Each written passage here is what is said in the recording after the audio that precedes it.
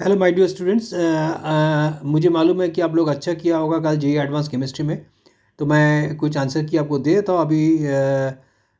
जो मैंने सॉल्व कर रखा है ऑलरेडी मैं देख लिया। तो इसमें जैसे मान लीजिए पेपर 2 का अगर क्वेश्चन नंबर 10 देखेंगे उसमें आपका अमीनो एसिड का लिंकेज था डीएनए में, दैट इज़ एक सिंगल स्टैंड दिया था, उसमें डबल स्टैंड करके करना पड़ेगा। जैसे ए का सर टी होता है, जी का सर सी होता है। तो जितना आपका ए जी टी एट्सेट्रा वगैरह दिया हुआ था हर जगह में ए का साथ आप टी लगाइएगा और जी का साथ सी लगाइएगा। टोटल 13 लिंकेज था, टोटल 16 किलो कैलोरी पर मोल होना चाहिए। ठीक है, अगर आप क्वेश्चन नंबर 9 देखिएगा, क्वेश्चन नंबर 9 भी बहुत ही आसान था। It is approximately the delta T भी कैलकुलेट करना था। तो उसमें डेल्टा टी भी आई के बी एम आई फैक्टर दिया हुआ था, तो जस्ट डिवाइड करके आपको परसेंटेज निकालना था। अगर मान लीजिए आप क्वेश्चन नंबर 9 देखिएगा, उसमें भी अप्रॉक्सीमेटली आपका जो आ रहा है वैल्यू p इक्वल टू 5.8 × 10⁻² आ रहा है। तो देख लीजिएगा, वो सिंपल क्वेश्चन था। क्वेश्चन नंबर 12 में अगर देखिएगा, जहाँ पे COCN6-4 CO3 NO एट्सेट्रा जो था, तो उसमें आपका तीन आंसर सही था जो कि आपको पूछा गया था। जो क्वेश्चन तो CO3 NO वो वाला होगा, PCl4 प्लस होगा, टेट्राहेड्रल आई थिंक स्ट्रक्चर दिया हुआ था, CuCN4-3। तो नेचुरली 3 ही आंसर होना चाहिए इसका। क्वेश्चन नंबर 13 अगर देखेंगे, जिसमें आपका फेरिक क्लोराइड का स्ट्रक्चर रिएक्शन दिया गया था C6H6O3 वाला, उसमें बेसिकली था फ्लोरोग्लिसरॉल था। फ्लोरोग्लिसरॉल में बेंजीन रिंग में 135 पोजीशन में 3 OH ग्रुप रहेगा। तो उसमें उसको आप जानते हैं, उसको बहुत ज़्यादा वो इनॉल कीटो फॉर्म में रहता है, इनॉल फॉर्म में कम रहता है। तो कीटो फॉर्म में रहेगा तो 3 जगह में 2-2 करके मिथाइल आ सकता है। तो 2-2 करके मिथाइल आएगा तो आप समझ लो टोटल आपका टोटल मिथाइल हो जाएगा, टोटल 6 हो जाएगा लास्ट आंसर में।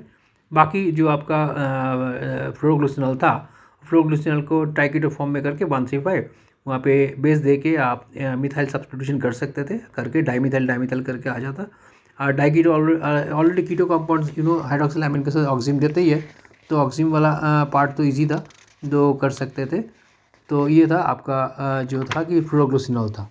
नेक्स्ट अगर क्वेश्चन नंबर 14 देखेंगे, C9H18O2 था। C9H18O2 में बेसिकली आपका ब्रोमीन वाटर रिएक्शन कर रहा है, आइड फॉर्म दे रहा था।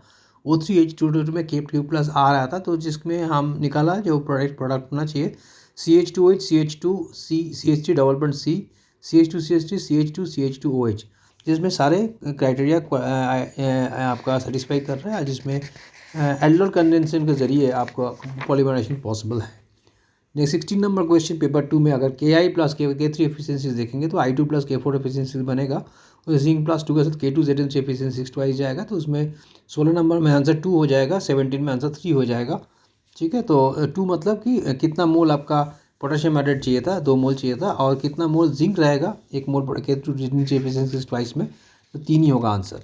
नेक्स्ट आपका और एक क्वेश्चन था जो कि क्वेश्चन नंबर 4 देखिएगा। क्वेश्चन नंबर 4 में जिसमें आपका दिया गया था कौन सा स्पीसीज़ में एक्चुअली आपका बन सकता है PCl5 के साथ, PCl5 के फ्लोरिनेशन में, उसमें PF4 प्लस PF6 माइनस बन सकता है, PCl4 प्लस PCl6 माइनस बन सकता है। ठीक है, also PCl4 plus PCl4F2 minus बन सकता है, and PCl4 P5 PF6 minus. A and B should be the answer. ठीक है, क्वेश्चन नंबर 5 अगर देखेंगे पेपर 2 में मैं बात कर रहा हूँ, जहाँ पे N2H4 का ऑक्सीडेशन था। तो उसमें N2H4 का ऑक्सीडेशन आपको जो मालूम है कि N2 बनता है, 4 मोल्स ऑफ इलेक्ट्रॉन बेसिकली वो लूज करता है। So and oxygen also OH minus में कन्वर्ट करता है। तो उसमें A and C should be the answer. A and C should be the answer question number 6 paper 2, जिसमें आपका हाइड्रोजन का था क्वेश्चन। ठीक है, नेक्स्ट क्वेश्चन नंबर 6 में देखिएगा, उसमें CD आंसर हो जाएगा। क्वेश्चन नंबर 7 में आपका BD आंसर होगा, जिसमें पेरोक्सिल लिंकेज बोला H2S2 H2SO5 होगा।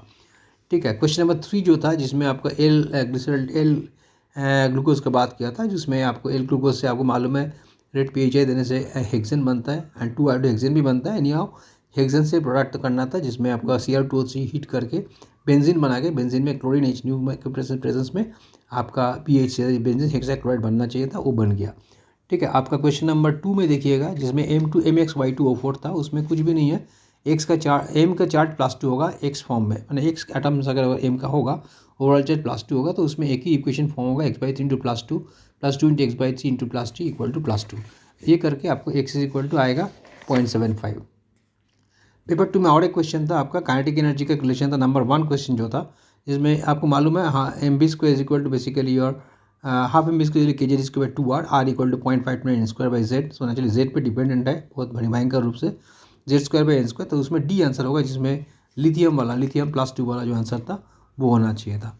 ठीक है। एंड क्वेश्चन नंबर ये था क्वेश्चन नंबर 1। क्वेश्चन नंबर अगर 1 में question number 1 paper 2 I think it is 2। Question number 1 में जो था P V equal to 1/3 MnC square करके करना था, जो 2 into V equal to 1/3 MnC 1 बार स्क्वायर, 6 इंटू वी 1/3 MnC 1 बार स्क्वायर प्लस 1/3 MnC 2 बार स्क्वायर करना था। Mn दे दिया गया, दोनों के मास दे दिया गया, तो मास देने से हमारा प्रॉब्लम सॉल्व हो जाता है। 2/1 होना चाहिए आंसर।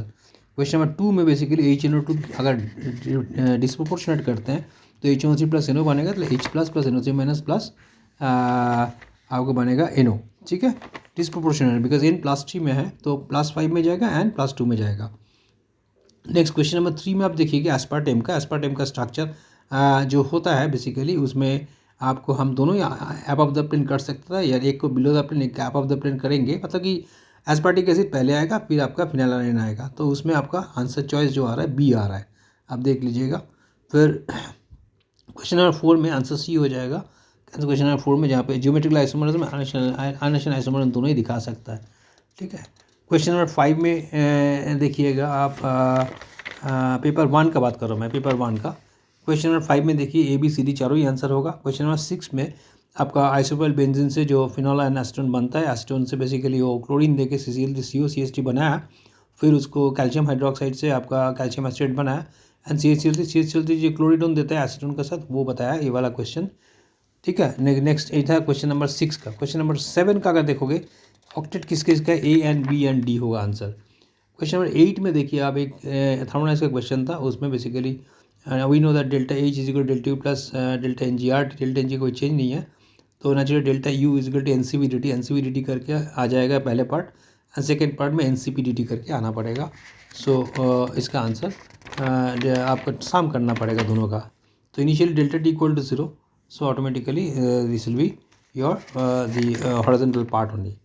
नाउ जो क्वेश्चन था एक आपका काइनेटिक्स के क्वेश्चन था, बहुत अच्छा था, जिसमें आपको करना था, आपको स्टेडी स्टेट प्रिंसिपल लगा के निकालना था कि ऑर्डर कितना होगा। तो ऑर्डर आप निकालोगे तो आप देख सकते हो कि आप स्टेडी स्टेट प्रिंसिपल दो जगह में लगाना है, एक जगह में आपको N2 में लगाना है, एक जगह NO में लगाना है, लगा के आप आंसर N2 में निकालना है, N2 में लगाना है N2O NO N2O2, बिकॉज आपका फाइनल रिएक्शन में किंतु और प्रोडक्ट में किंतु N2O भी नहीं था, N2O2 भी नहीं था, और NO भी नहीं था। ठीक है, तो इस तरह से आप निकाल सकते हो। क्वेश्चन नंबर 10 में जहाँ पे एस्टेल्डेन फॉर्मल डेटा पेंटाइरेथ्रिटॉल बनेगा एक्सेस फॉर्मल डेट में, और उसके बाद टॉलरेंस रेंज लोगे तो टेस्ट तो देगा नहीं पेंटाइरेथ्रिटॉल, लेकिन फॉर्मेट तो फॉर्मिक एसिड बनेगा तो देगा, तो उसमें टॉलरेंस रेंज टेस्ट देगा। उसके बाद जो आपका पेंटाइरेथ्रिटॉल का साथ रिएक्शन था साइक्लोहेक्सेन, उनका 2 मोल लेने से कीटल लिंकेज बन जाएगा। वो सिंपल क्वेश्चन था, टोटल आंसर हो जाएगा 18।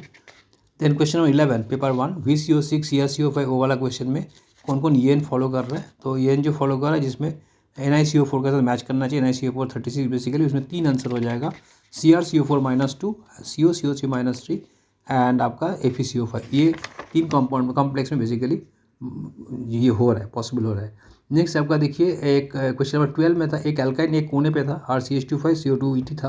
तो इसमें जो भी आपका दिया था मरकरी +2 H प्लस में, मतलब क्या हो जाएगा आपको मालूम है, हाइड्रेशन दैट इज कीटोन बनेगा। कीटोन बनने के बाद आपका जिंक के जैसे कीटोन को भी एल्केन बना लिया, मिथिलीन बन गया, फिर आप H2+ दोगे तो एसिड बन जाएगा। फिर आपका ग्लिसरॉल का साथ 3 मोल, एक ग्लिसरॉल में 3 OH होता है, तो नेचुरली 3 पोजीशन पे आपका एस्टर बनेगा। उसके बाद आप हाइड्रोलिसिस करोगे बेसिक कंडीशन में, तो आपका एक ग्लिसरॉल में 3 mole of this acid can connect to form the ester, and finally आपका 3 मोल जो एसिड है, अगर 1 मोल कैल्शियम प्लस लोगे तो 3/2 मोल बेसिकली आपको मिलेगा calcium salt of that acid basically.